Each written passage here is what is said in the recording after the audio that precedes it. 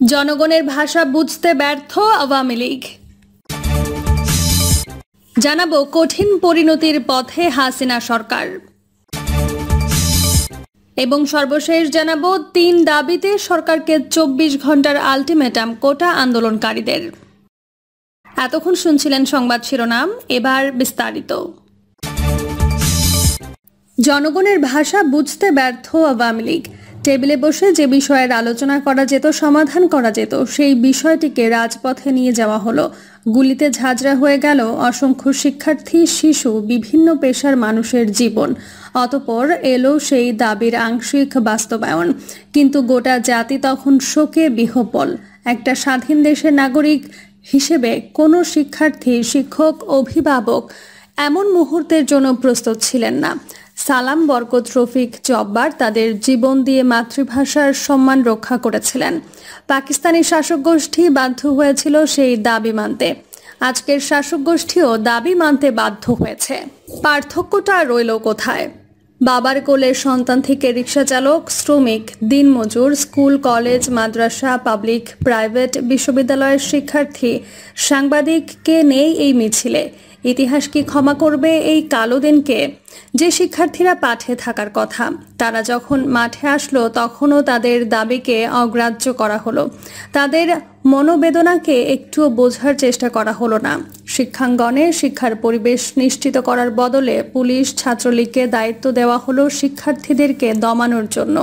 মুসলিম লীগ, যারা কিনা ছিল নিখিল ভারত মুসলিম লীগের মূল উত্তরসূরি, যারা পাকিস্তান আন্দোলনে নেতৃত্ব দেওয়ার মধ্য দিয়ে ভারতের মুসলিমদের একাংশকে একটি স্বাধীন রাষ্ট্র উপহার দিয়েছিল, সেই মুসলিম লীগ যখন নানা ঘটনার মধ্য দিয়ে গণমানুষের ভাষা বুঝতে চায়নি কিংবা পারেনি, সেই প্রেক্ষাপটে মুসলিম লীগ থেকে আওয়ামী লীগের উত্থান। আওয়ামী লীগ তখন গণমানুষের মনের দাবি বুঝতে পেরেছিল। বঙ্গবন্ধু শেখ মুজিবুর রহমান গণমানুষের সমর্থন ও সহযোগিতা নিয়েই স্বাধীন বাংলাদেশের রূপকার হতে পেরেছিলেন। আজকের এই সংকট সন্ধিক্ষণে এসে মনে হচ্ছে আওয়ামী লীগ আর জনগণের ভাষা বুঝতে চাচ্ছে না কিংবা পারছে না। সে কারণে তারাও সাম্প্রতিক সময়ের সকল সংকটকে, বিশেষ করে গণ ও জন দাবিকে বুলেট দিয়ে মোকাবেলা করছে কিংবা বিরোধী দলের ষড়যন্ত্র এমন তত্ত্ব দিয়ে ধামাচাপার চেষ্টা করছে। কখনো নিজ ছাত্র সংগঠন, যুব সংগঠনকে দায়িত্ব দিচ্ছে মানুষের কণ্ঠরোধ করার জন্য। এতে দিন দিন দলটি জনবিচ্ছিন্ন দলে পরিণত হচ্ছে। দেশ থেকে হাজার হাজার কোটি টাকার লোপাট হচ্ছে। স্বয়ং প্রধানমন্ত্রী বলছেন তার নিজের পিয়ন পর্যন্ত 400 কোটি টাকা লোপাট করেছে। সাবেক পুলিশ প্রধান, সেনা প্রধানের দুর্নীতির খবরে যখন গোটা দেশ হতবাক, দ্রব্যমূল্যের ঊর্ধ্বগতিতে জনগণের নাভিশ্বাস, সেই মুহূর্তে দেশের প্রধান শত্রু হিসেবে শনাক্ত করা হলো শিক্ষক শিক্ষার্থীদের, যারা বৈষম্যহীন সমাজ চায়, যেটা কিনা বাংলাদেশের মুক্তিযুদ্ধের অন্যতম লক্ষ্য ছিল। সেই দাবি নিয়ে যারা রাজপথে নামলো, তাদেরকে প্রকাশ্য দিবালোকে হত্যা করলো আইন শৃঙ্খলা রক্ষাকারী বাহিনী। আমাদের ট্যাক্সের টাকায় কেনা গুলি বিঁধল আমাদেরই সন্তানের গায়ে। গোটা দেশ দেখল নিরস্ত্র শিক্ষার্থীদের সামনে বন্দুক নিয়ে দাঁড়ানো হলো। তিলে তিলে বাবা মায়ের বড় করার সন্তান নিমিষেই নাই হয়ে গেল। এখনও পালিয়ে বেড়াচ্ছেন শিক্ষার্থীরা। একটা পর্যায়ে এসে বৈষম্য বিরোধী শিক্ষার্থী আন্দোলনের আংশিক দাবি মেনে নেওয়া হলো। মেনেই যদি নেবেন, তাহলে লাশের মিছিল কেন এত দীর্ঘ হলো? কেন আগেই আলোচনার টেবিল উন্মুক্ত হলো না? যারা ক্ষমতার সঙ্গে থেকে সুবিধা ভোগ করছেন, দৃশ্যমান সংকটকে ষড়যন্ত্র হিসেবে দেখছেন, তারা এর দায়ভার কিভাবে এড়াবেন? একজন ইতিহাসের গবেষক হিসেবে অতীত থেকে যে বিষয়টি দেখতে পাই, যখন কোনো শাসক গোষ্ঠী জনগণের মনের ভাষা বুঝতে পারে না, নিজের বোঝাপড়াকে সবার ওপরে চাপিয়ে দিতে চায়, ইতিহাসে তারা জননন্দিত হতে পারে না। বিরোধী দল কিংবা ষড়যন্ত্রের বুলি আওড়ানোর সঙ্গে ক্ষমতাসীন দলের উচিত হবে শিক্ষক, শিক্ষার্থী, শিক্ষাঙ্গনে মুক্ত বুদ্ধি চর্চার পরিবেশ নিশ্চিত করা। চোখ রাঙানি, বুলেট দিয়ে গণতান্ত্রিক পরিবেশ নিশ্চিত করা যায় না। কোনো গণতান্ত্রিক সরকারের ভাষাও এমন হতে পারে না। বরং যুগে যুগে স্বৈরাচারী শাসকেরা এসব উপকরণ গণমানুষের কণ্ঠরোধে ব্যবহার করে থাকেন। কঠিন পরিণতির পথে হাসিনা সরকার। দুর্নীতি, লুটপাট আর দুঃশাসনের পর জনগণের প্রতিরোধের মুখে ক্ষমতা থেকে বিদায় নিতে হয়েছে শ্রীলঙ্কার রাজাপাকসেকে। তবে রাজাপাকসের বিদায়টা কোনো সাধারণ বিদায় ছিল না।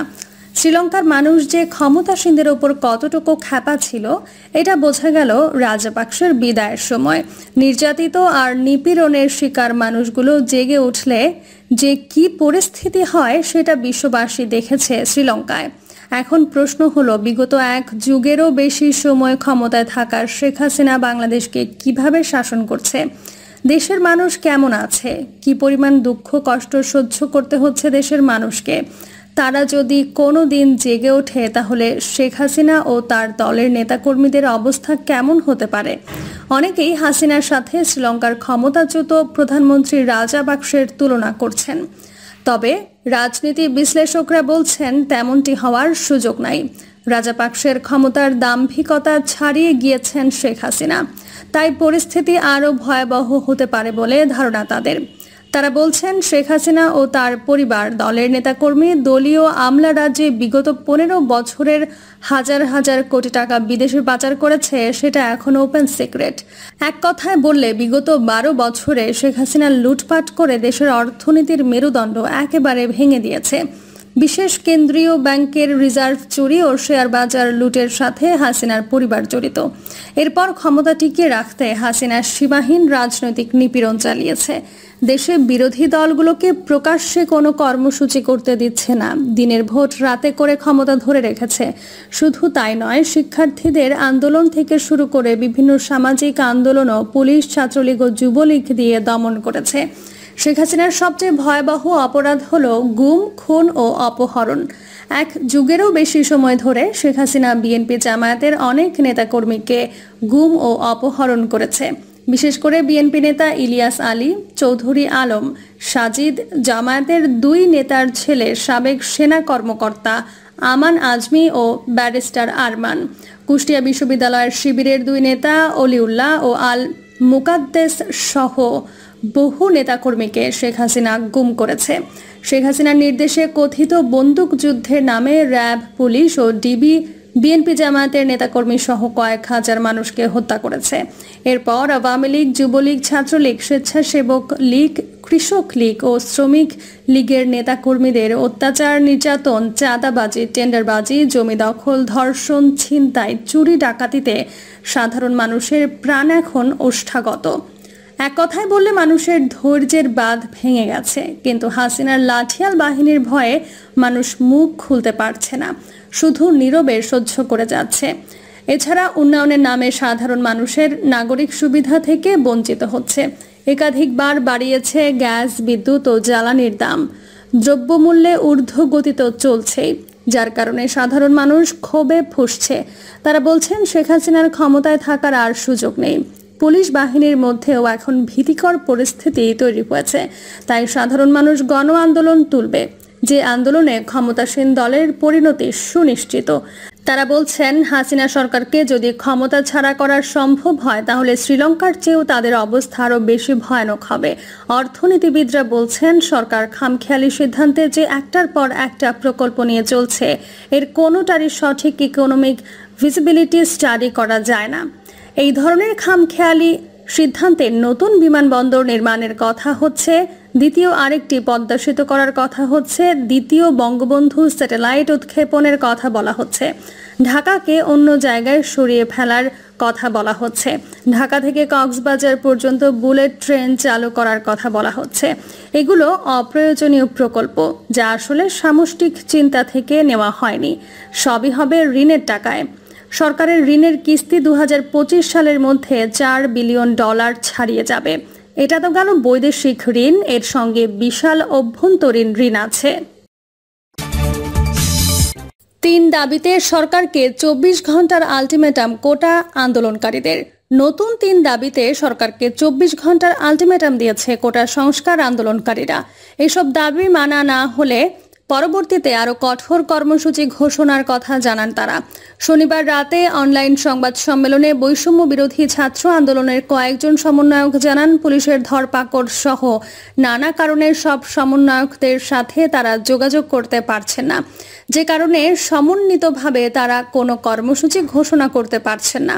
আন্দোলনের অন্যতম সমন্বয়ক মাহিন সরকার বলেন, আন্দোলনের মূল দাবি মেনে নেওয়া হয়েছে বলে প্রচার করছে সরকার, কিন্তু আমাদের দাবি ছিল কমিশন গঠন করে এই সংকটের সমাধান করা, কিন্তু সেটি করা হয়নি বলেই আমরা এই পরিপত্র প্রত্যাখ্যান করছি।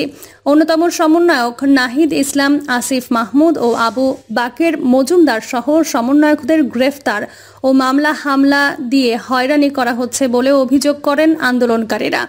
সংবাদ সম্মেলনে সমন্বয়ক আব্দুল হান্নান মাসুদ বলেন, কোটা সংস্কার আন্দোলন ঘিরে সমন্বয়কদের বিরুদ্ধে মামলা হয়েছে।